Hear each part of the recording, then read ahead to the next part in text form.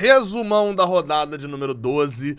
Chegamos aí ao primeiro terço do Campeonato Brasileiro, né? Não tem um terço exato. Mas eu, Gabriel Amaral, jornalista e tricolor, tô aqui pra gente poder falar um pouquinho sobre esta rodada. É a resumão da rodada. Ele serve pro seguinte: você que é tricolor e me assiste, poder se atualizar minimamente sobre tudo que está acontecendo dentro do Campeonato Brasileiro ou dentro da Libertadores, que são os dois que eu tenho feito, né? Fazia da Copa do Brasil até que a gente foi eliminado. E serve para você que torce para outro time, me acompanha, tem muita gente que fala isso, me vê falando 2 minutinhos do seu time também. Posso estar falando uma grande merda, posso estar falando algo muito preciso, sempre tento trazer de fato a minha opinião, beleza? Então dá o like, se inscreve aqui embaixo e vamos embora. A gente já tem a tabela do Campeonato Brasileiro aí. Cara, vamos lá, tá? Pra começar, assim... eu fiz um tweet sobre o Botafogo e que eu acho que ele é verdade, tá?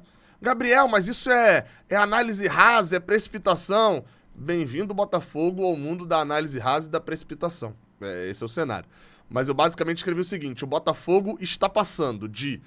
É um cavalo paraguaio, já vai sair aí da liderança.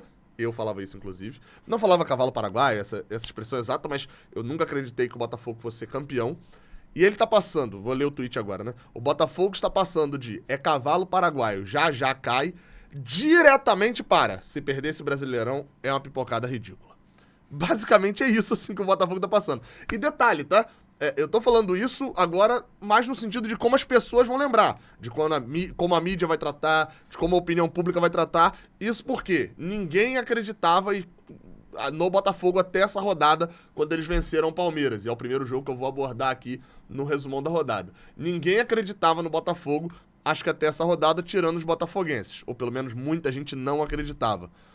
Depois dessa vitória contra o Palmeiras, e ainda mais pra quem viu o jogo, percebe que... e começa a dizer que, tá, o Botafogo tem 8 pontos de vantagem. São 8 pontos mesmo? Porque o Grêmio ganhou, né? Então, na verdade, são 7 pontos pro Grêmio. São 8 pro Palmeiras, mas são... e pro Flamengo, mas são 7 pro Grêmio. 7 pontos de diferença, já na 12ª rodada. Gabriel, mas tá muito cedo. Exato, tá muito cedo pra abrir 7 pontos. E todo mundo agora olha e fala: beleza, se o Botafogo não ganhar esse título, vai ser eternamente lembrado o ano que o Botafogo disparou no início e perdeu. É isso, eu não tô falando que isso é certo, eu não tô falando que você, botafoguense, tem que analisar assim e tal. Não, mas é assim que acontece. Sabe por quê? Porque o Fernando Diniz, em 2020, com o São Paulo, tinha um time que claramente não era pra ser campeão, levou o São Paulo à liderança com uma certa vantagem de diferença, teve um conflito interno, o time perdeu o Luciano, perdeu alguns jogadores, o São Paulo foi terceiro colocado daquele Brasileirão, terceiro ou quarto. Acho que foi quarto colocado naquele Brasileirão e todo mundo só fala da pipocada, não fala da boa campanha. Então, assim, bem-vindo o Botafogo a esse mundo. Partidaça do Botafogo contra o Palmeiras, tá? A gente que viu o jogo do Fluminense-Bahia, o segundo tempo... Vou até dar uma aumentadinha no microfone aqui, que eu acho que ele tava meio baixo, né? O segundo tempo do Fluminense-Bahia, tá ligado? Que o Fluminense, mesmo com a menos, conseguiu segurar pra cacete, não tomar o gol de empate e tal, e o Bahia não teve chance até os 40 evral. O Botafogo fez isso contra o Palmeiras. E aí, vamos lá, Bahia, você com 1 a menos, é tipo você jogar contra o Palmeiras no Allianz Parque. O Palmeiras cruzou 75 mil bolas pra área, teve um gol, aí entra sorte também, né? O Palmeiras teve um gol anulado por 1 milímetro, daquele tipo de gol que, se o cara não tá impedido, ele faria o gol do mesmo jeito. O Palmeiras teve um pênalti bem marcado que o Rafael Veiga bateu. Rafael Veiga mudou o jeito de bater e bateu pra fora. O Botafogo foi muito competente e ainda teve aquela dose de sorte. E a competência do Botafogo também no Tiquinho Soares, né? Enfim, espetacular. A finalização dele de esquerda de quem tem confiança e qualidade. Enfim, tá feito aí 2, 3 minutos sobre o líder do campeonato com merecimento. 30 pontos, né? O Botafogo. Mas a gente teve outros jogos na rodada. O Atlético Paranaense ganhou o Corinthians e eu não vi nada desse jogo, porque esse jogo eu já estava no Maracanã. Tava indo pro Maracanã, na verdade, no carro. O Atlético ganhou por 1 a 0 em casa, gol do Vitor Roque. O Corinthians ficou secando a zona de rebaixamento.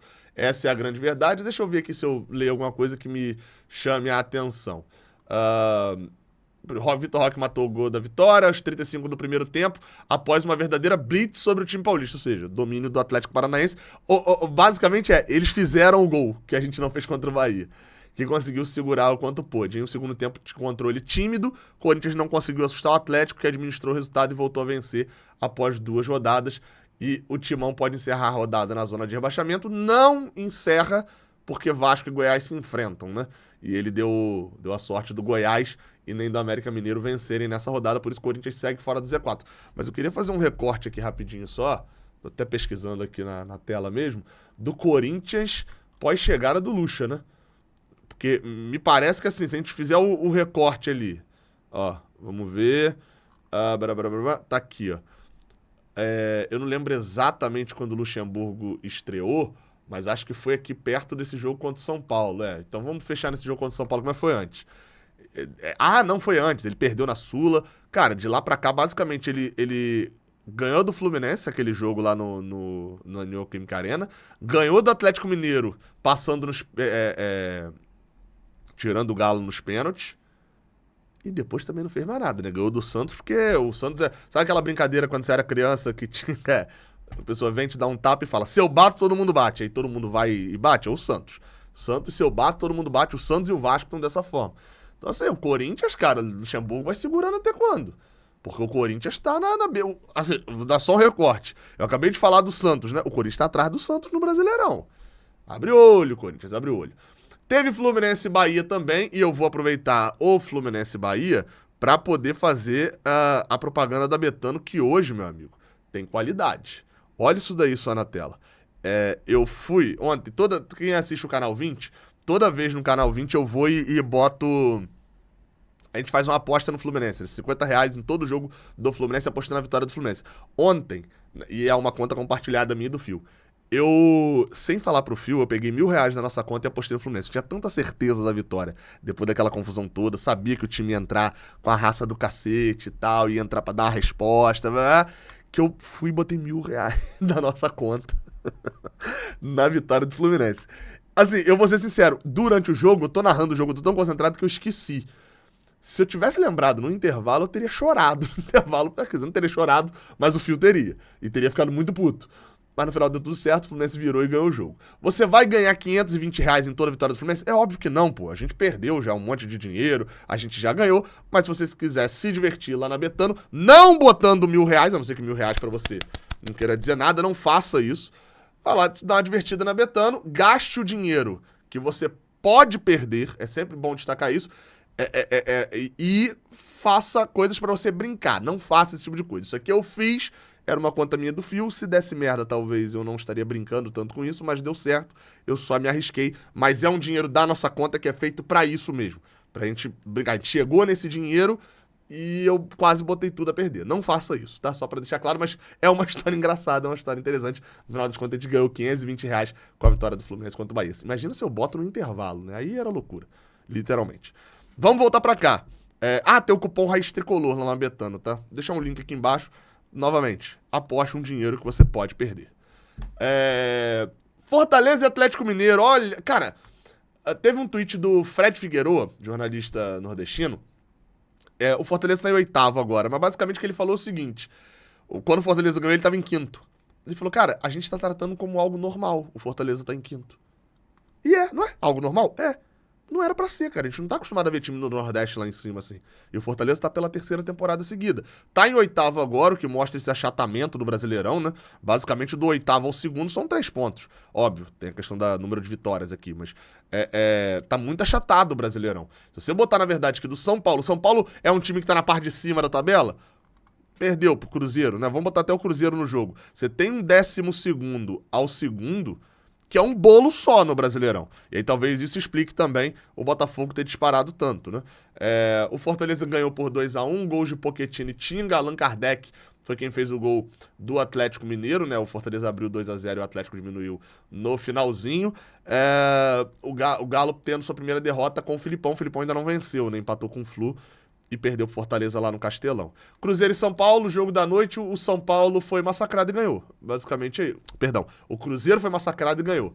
Com gol contra do Rafinha, o Cruzeiro ganhou sem dar nenhum chute a gol. Não tô zoando, foi sem dar nenhum chute a gol. O Cruzeiro não acertou nenhuma bola na rede, né? Não acertou nenhuma bola no alvo e ganhou o jogo. porque o São Paulo fez um gol contra.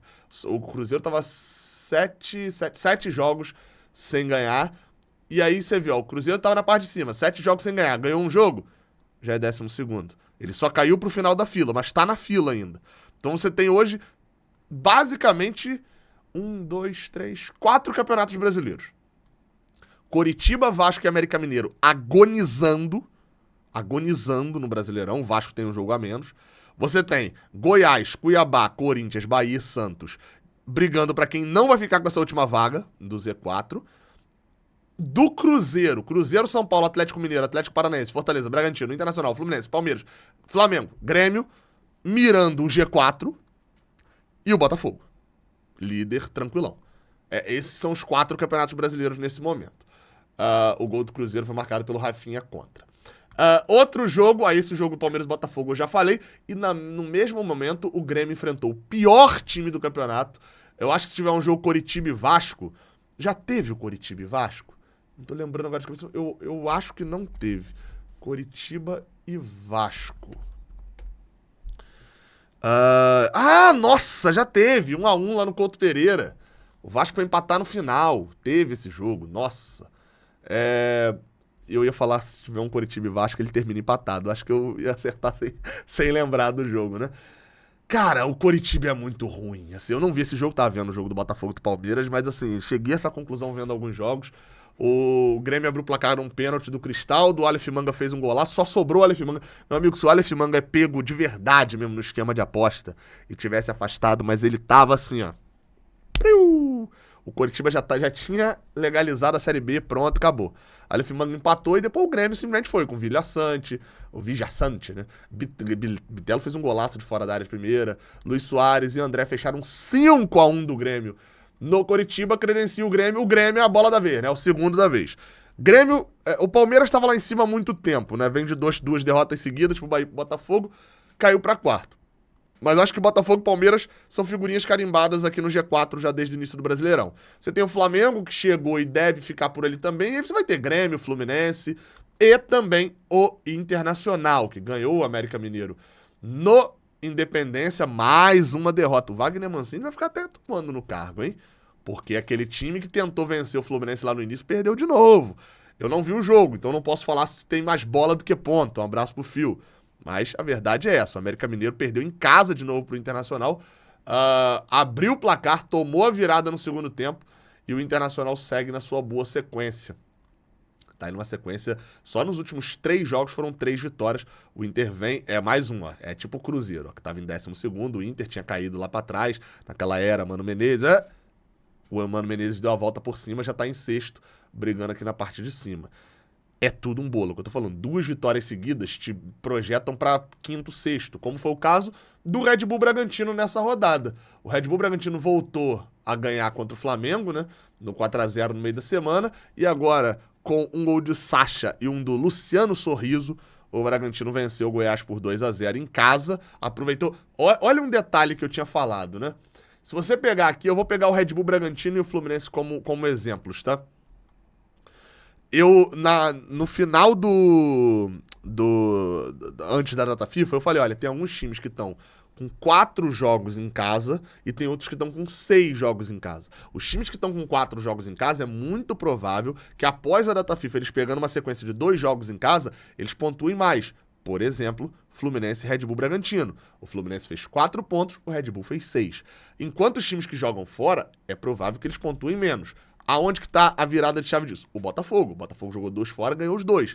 O Flamengo jogou 2 fora, ganhou 1 e perdeu o outro. Vou falar já do Santos e do Flamengo. Mas enfim, o Cuiabá também era o Vasco também era um que faria 2 seguidos, fez 1 em casa e perdeu, e eu espero que amanhã faça 1 em casa e perca também. Então, assim, o Fluminense e o Bragantino são um retrato dessa falta de equilíbrio. Agora, Fluminense e Red Bull Bragantino tem 6 jogos em casa, 6 jogos fora, tá equilibrado, tá um pouco mais fácil de enxergar a tabela do campeonato. Pra fechar, Santos e Flamengo, eu não vi esse jogo, mas sei que foi muito animado. Santos 2, Flamengo 3, loucura na Vila Belmiro, vazia, né, porque tá sem público por causa das confusões do Santos e Corinthians. O Flamengo conseguiu recuperar aí o problema que tinha tido no último jogo. Muitos erros no início, o primeiro tempo com muitos erros dos dois lados. O Flamengo, no entanto, teve mais iniciativa, ficou com a bola, cometeu equívoco, mas também encontrou espaço para conseguir chegar com menos dificuldade ao ataque. O Fabrício Bruno cruzou e Cebolinha abriu o placar com um lindo chute. O Peixe sentiu, o time carioca cresceu, a equipe de São Paulo teve chances para ampliar, mas não conseguiu. E Soteldo cruzou para Mendonça empatar no finalzinho do primeiro tempo. 3 gols em 11 minutos. Foi a loucura do início do segundo tempo, né? Gerson, 2-1 Flamengo. Roberto Fernandes, 2-2. E Pulgar, 3-2. Basicamente é isso. 3-2, o Flamengo ganhou o Santos tá no Eu Bato, todo mundo bate. E o Flamengo, o 4-0 obviamente segura, né, o Flamengo. Mas acho que esse achatamento da tabela vem muito disso. Do nada o Flamengo pega o Red Bull, toma 4. Aí o Internacional... O Internacional não, o Fortaleza, que tá atrás, pega o Atlético Mineiro e ganha. Então, há um achatamento. Nesse momento, o retrato do campeonato mostra isso. Que, eu vou repetir aqui, né? O Botafogo é líder isolado, tá numa situação muito tranquila. E a próxima rodada, já no meio de semana tem Libertadores, né? Mas a gente já pode chamar a atenção da próxima rodada. A gente vai ver um São Paulo e Fluminense abrindo a rodada lá no Morumbi. A vitória pro Fluminense nesse jogo é muito importante. Aí talvez se o Fluminense ganhar o São Paulo, dá uma descolada do São Paulo já desse grupo, né? Flamengo e Fortaleza no Maracanã. Esse jogo vai ser interessante, hein? 6h30, hein? Promete ser um jogo bom, tá? Esse Flamengo e Fortaleza, São Paulo e Vojvoda. Bahia e Grêmio. O Bahia tentando se recuperar em cima de um Grêmio que nas últimas partidas só ganha. Inter e Cruzeiro também no sábado à noite. Esse é um jogo talvez menos interessante, mas você vê, ó, também, Inter sexto, Cruzeiro 12º, aí o Cruzeiro vai e ganha, né? Corinthians e Red Bull Bragantino, nossa! Domingo de tarde, Botafogo e Vasco no Engenhão. Olha, é o clássico da amizade. Se o nosso amado Fogão não der 3 pontos pro Vasco aqui dessa forma, acho que a amizade acaba. Tem clássico também, né? América e Botafogo... Eita, cacete. Atlético Mineiro e América também. Pode ser o último jogo do Wagner Mancini, pode ser a primeira vitória do Filipão. Atlético Paranaense e Palmeiras, bom jogo também na Arena da Baixada, 4 horas. Cuiabá... Nossa, esse Cuiabá e Santos aqui tem tudo pra ser uma deprê total. E Goiás e Coritiba. Mas ninguém vai assistir os jogos, a não ser as próprias torcidas, após as 6 horas do domingo. É esse o cenário de momento do Campeonato Brasileiro. Chegamos a 1/3 de campeonato, praticamente. Na próxima rodada já vai faltar menos que 2/3 para finalizar. Tamo junto, até a próxima. Valeu!